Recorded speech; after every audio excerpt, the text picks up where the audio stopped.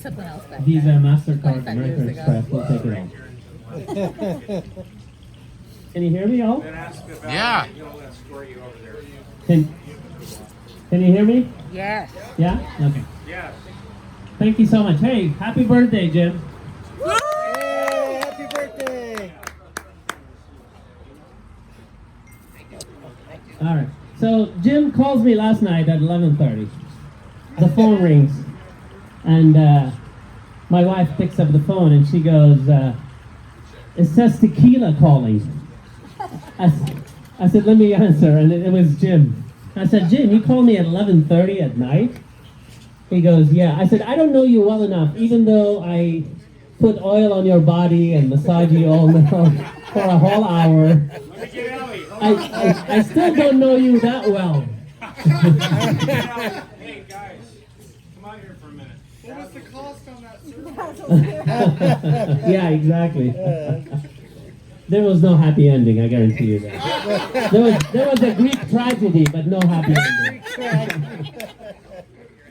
It's good. All right, is everybody coming in, or? All right. We're waiting for the woman of the hour. Can you all hear me, folks? All right. All right, sounds good. Hi, Ellie. How are you? Good. So we've had few rough months with COVID, but I guarantee you it will pass. Like a kidney stone, but it will pass. I was at Yellowstone National Park, and the signs everywhere says, "Please keep 6 feet apart from any bears not wearing a mask." And the oldest gay bar in San Francisco closed their doors down because of COVID-19. They went $40,000, 4 months behind on the rent. The owner in a statement said, "We are in the rears." And I asked him, I said, "Are you going to open again?" He said, "I don't know, it's really hard to come from behind." On the way here, I saw a prostitute, and I asked her, I said, "Hey, has COVID-19 changed the way you do business?" She said, "Not at all, I'm still doing curbside pickup." And I went in and got my first vaccine, and the doctor said, "Come back in 21 days. I said, "Doc, let's get this over with. Let me come back next week." He said, "That wouldn't work. It would be considered a premature inoculation." I said, "But at least, can you please make sure you don't give me the vaccine that has a chip in it that will track me?" He said, "Don't worry, you don't qualify for that. You already have a chip on your shoulder." I want to thank all the nurses, by the way. You guys work hard. I heard you're a nurse? You used to be a nurse? Yeah, well, you guys put up with the patients and with COVID-19, and you put up with the doctors and the patients' loved ones and all that. But it's a tough job. I actually used to be in the nursing program. First 6 months of my life, and then my mom switched me to solid foods. Takes a second. As I look around, I see people holding hands, gazing into each other's eyes, kissing, hugging. It seems like love is blooming in the air. Let me tell you about my divorce. 24 years of marriage, we called it quits, and we did it with no lawyers. I went to the courthouse, and the lady says, "Bassil, you look a little bummed." I said, "Well, I'm filing for divorce. What do you expect?" She said, "Don't feel so bad. Divorces are filed every single day. It's very common." I said, "I know, it still hurts." She goes, "But lately, we've been getting a lot of the same-sex divorce." I said, "Really? Mine is a no-sex divorce." 24 years of marriage, I gave her a big fat check. If I tell you what the check was, you all want to be my ex, including the guys. She bought the house right next to me. I refer to her as my ex-door neighbor. 24 years of marriage, we share memories, fence line, and Wi-Fi. And throughout the marriage, I paid for everything. I even bought her a boob job. I thought I pay, I play. But no, I only saw them 3 times after the surgery, twice to change the bandages. And I swear to you, I never once cheated on her. I mean, I was a loyal husband. My friend said, Bassil, get a girlfriend on the side, who cares? I said, no, I refuse to do it. And I refuse because I have principles, I have values, I have ethics, and I have erectile dysfunction. And part of the settlement, she got to keep the dog. I miss that little Yorkie. Oh, that Yorkie was so loyal. 3 o'clock in the morning, I'd come home, she'd be running to me, wagging her tail. And whenever I get out of the shower, she would lick my ankles. I swear to you, it's been almost 3 years since the divorce. I would have stayed in the marriage if that dog was taller. Thank you. Thank you. I told that same joke last week, and nobody laughed. But the people at the SBCA, they don't have a sense of humor. Now, then after the divorce, I think I'm going to go longer. Yes. Overtime. Yes. So after the divorce, I found myself alone and lonely, and I looked in the mirror and I'm thinking, you know what, I'm not the hot commodity I used to be. You know, I see wrinkles, I see gray hair. I mean, I'm a solid 6. Next to a Ferrari, I'm a solid 8. Next to a Bentley, I'm a solid 10. I'm short, dark, and handsome. 2 out of 3 ain't so bad. But I realized there was a time when I would walk into a room and women drop their jaws. Now they drop their dentures. There was a time when I would carpool to the party. Now I carpool to the physical therapist. There was a time when I told women I'm a model, and they believed me. Now they laugh at me when I tell them I'm a model citizen. And there was a time when women used to give me the bedroom eye. Now they give me the lazy eye. And there was a time when I would roll in bed, look at her and say, you better be ready because I'm going to reload in about an hour. Now it's more like 6 to 8 business days. So I got onto every single app you can think of. Bumble, Match, angrybitterwoman.com. You name it, I was on it. And I widened the search to all 7 continents and a couple of planets. No response. I deleted the apps, reinstalled them, got a new phone, still no response. Finally, I got a response from Thailand. It was a lady boy. That's not my cup of Thai tea. And then I got a response from a woman that lives on planet Venus. She crop circled me her number, but it was the wrong number. It cost me a couple $1,000 to rent a plane, to go up there and get the number, and it was disconnected. So I gave up. I even took up hiking after my divorce because every woman I met said, Bassil, go take a hike. So takes a second, huh? Now, if you sense a little accent on me, it's because I'm from Iraq. Have you heard of the country? No. I've been here 40 years. And the moment people find out I'm from Iraq, they start asking me questions like, hey, Bassil, have you ever ridden a camel? Oh, sure. I remember the exact day. It was Wednesday, hump day. It was at the San Diego Zoo. Do you come from money or oil? Sure. BP gas station stands for Bassil and Pops. No! My first job here was a hydroceramic engineer, dishwasher. Hydroceramic. I like that. And then people start asking me a little more serious questions. Hey Bassil, how did you leave Iraq? Iran.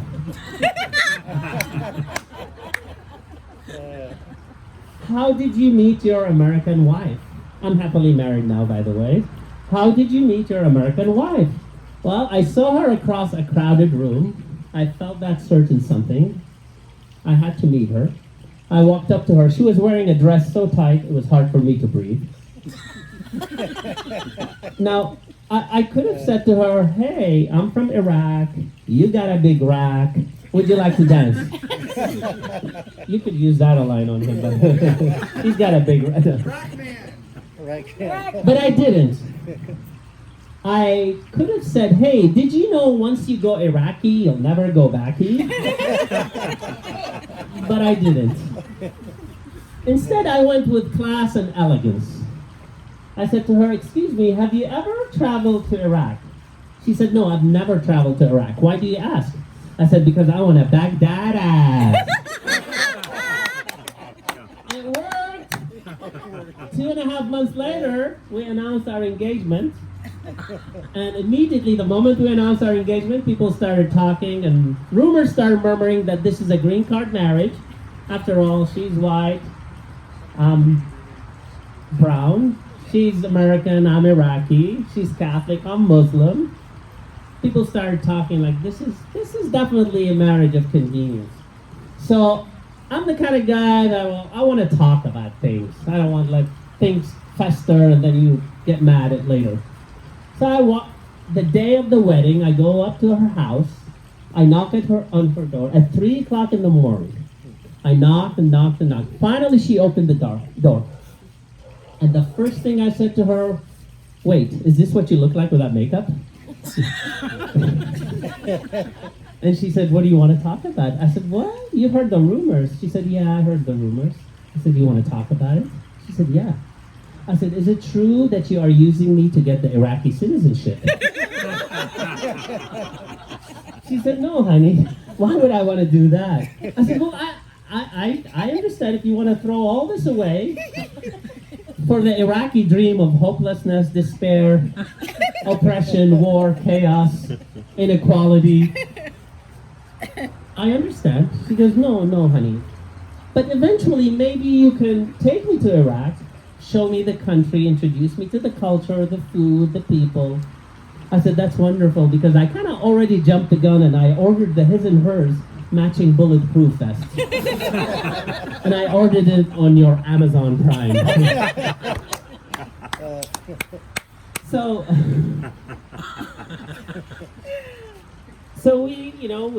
I witnessed the birth of my daughter. I was in the room, and to see the birth of your daughter is just an amazing thing. I mean, you will never forget that. And the nurse walked up to me with a pair of scissors, and she said, do you want to do it, or you want me to do it? So I grabbed the scissors from her, and I was really angry at the nurse. I said, you know what? I don't know what kind of a hospital you're running here, but we're not doing a late-term abortion now. She said, no, you damn foreigner. This is for the umbilical cord. I said, oh, okay. So I cut the cord. I had one mistake. I didn't save it. Hey, you told me nobody will care. He said, you come in, say anything you want, no judgment. Almost anything. This is good. And so I didn't save the cord.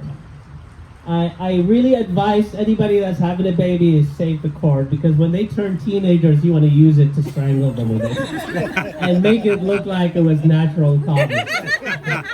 Your Honor, I know she's 15. Your Honor, it's a medical mystery. Can I leave now, please? So now what I do is I do massage therapy. I'm a massage therapist. No, I didn't say massage terrorist. I said massage therapist. Although my hands are weapons of mass relaxation. And Jim comes to me. He always asks for me when he. Oh yeah. He said he likes it deep. And I think I've erased a couple of his tattoos.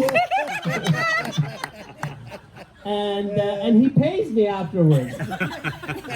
And I always thank him. I said after the massage, I said, Jim, thank you for not making a pass at me, because some do, but he doesn't. But yeah. So and now that because I'm from Iraq, I've done a lot of first-time things in this country. For example, the first time I went fishing, a friend of mine, his name was Miles, he took me fishing. And he said he's going to teach me a trick. I said, okay. He said, you take a worm, you take a syringe with a needle, you inject the worm with air, and throw it in the water, hook it and throw it in the water. And we throw it and we get a fish right away. I'm like, wow. And he does it again and again. I'm like, whoa. And he goes, Bassil, do you know what I'm doing? He said, yeah. I said, you injected the worm with air. He said, do you know why? I said, yeah, to make it look like Dolly Parton, so all the fish would come running to it. And Miles, he took me to the fish hatchery for the first time at the, you know the salmon run and all that? You guys know the story. And I mean, if you don't know the story, it's millions of salmons travel thousands of miles against the tide just to be with their mate. And then once they spawn, they die. Isn't that sad and romantic at the same time? But that's not the full story. See, the full story is 50% of the salmon, once they spawn, they actually die. 25% of the salmon, once they spawn, they pretend to be dead because they don't want to cuddle. And the final 25% of the salmon never even get to spawn, because when they get to their mate takes one look at them and says, not tonight, I have a headache. Or I have a headache. Now, I've been here 40 years, okay? 40 years. I think I mastered the language. I think I fit in the culture and all that. But there's one word that every time I hear, I cringe. And that word is air. And the reason is because the word air in Arabic means dick. So you can imagine when I was taking scuba lesson and my teacher says, Bassil, come on up for air, come on up for air. Or when I'm sitting in the back seat of my friend's car and he's like, Bassil, are you getting enough air in the back? Because you have your own controller, turn it on, and you'll have air blowing in your face. I didn't join the Air Force because of it. I stopped wearing Air Jordan. And please, you have photos or documents, email them. Do not airdrop them on me. But it's my own demons, people. Because to you, the word means air. To me, it means a little more. But if Jim and Ellie go to a party, and the party is full of Arabs, and Jim says, honey, I'm going to go outside and get some fresh air, be careful. Well, you guys have been a breath of fresh air. Thank you so much.